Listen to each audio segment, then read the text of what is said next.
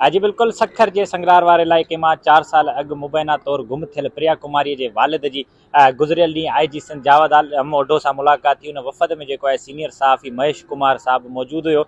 हिन वक़्तु असां सां गॾु महेश कुमार साहब मौजूदु आहे। पाण उन्हनि खां गुज़िरियल ॾींहुं जेका IG सिंध जी मुलाक़ात थी उन बाबति हाल अहिवाल वठंदासीं। साईं, गुज़िरियल ॾींहुं तव्हांजी IG सिंध सां मुलाक़ात थी, कहिड़ियूं ॻाल्हियूं रखियूं वयूं? IG सिंध कहिड़ा ब्रीफिंग ॾिनी प्रिया जे वालिद खे? आदाब, महिरबानी। जेको ॾिसो 4.5 साल थी यानी मासूम ॼाणी के अगवा थिए ऐं गुम थिए ऐं असां वॾा एहतजाज बि कयासीं, मुख़्तलिफ़ इंटरनेशनली तौर ते उहो हिनखे तहरीक हलाईसीं, मुज़ाहिरा कयासीं, पर अञा ताईं मासूम न्याणी जेको वाज़ियाब न थी आहे। सिंध में IG जी त जेका तब्दीली थी, साईं ओढो साहिबु जेको आहे त IG थियो आहे त हुनखे सेनेट जी स्टैंडिंग कमेटी घुरायो, जंहिंमें हुन बयानु ॾिनो। उहो बयानु ॾेई आयो, पोइ जंहिंखां मीडिया ते हलियो त बाबा हू थो चए त प्रिया कुमारी राब शर वटि आहे।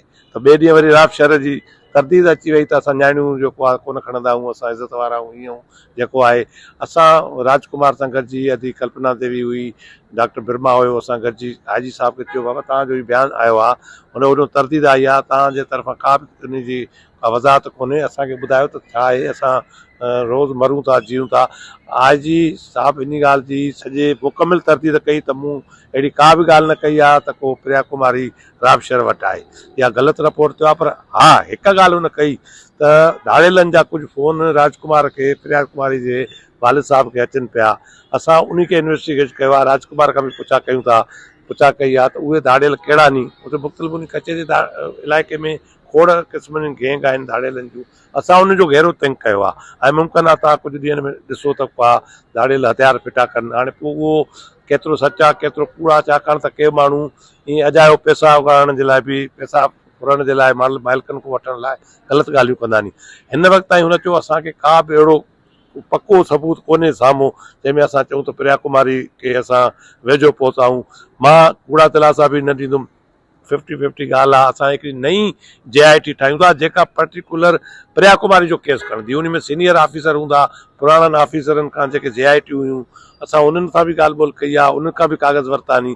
असां उते मौजूदु ॿियनि पुलिस ऑफिसरनि सां बि मुलाक़ात थी, जेके हुननि असांखे फाइल लिखाया त ज़ीरो खां हिन प्रिया कुमारी जे केस खे खयो आहे। ऐं जेके पासा रहिजी विया नी, धाड़ेलनि वारो पासो आहे मिसलनि ज़ाहिरा, उन खे बि उन्हनि खे ॾिसणो पवंदो, कूड़ा सचा ॿिया पासा नी। सियासी हिकिड़ो उते हिकिड़ो आहे नुक़्ते नज़र त बाबा प्रिया कुमारी जे हिन सॼे केस में सियासत बि इन्वॉल्व आहे।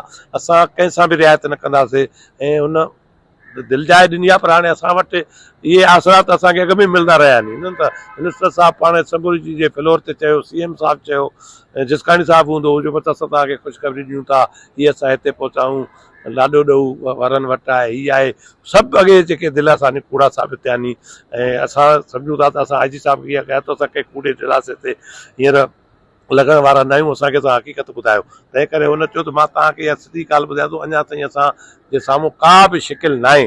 जेके माण्हू इहा चवनि था बसि प्रिया अचण वारी आहे, पुलिस पहुची वई आहे, अहिड़ो का बि क़िस्म कोन्हे।